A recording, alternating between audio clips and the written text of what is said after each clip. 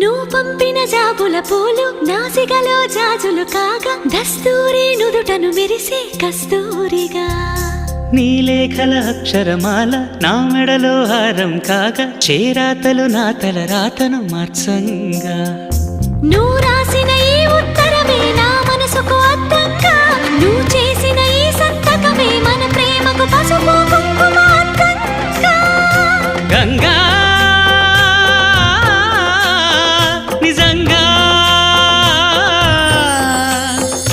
నువ్వే నాలో సగభాగంగా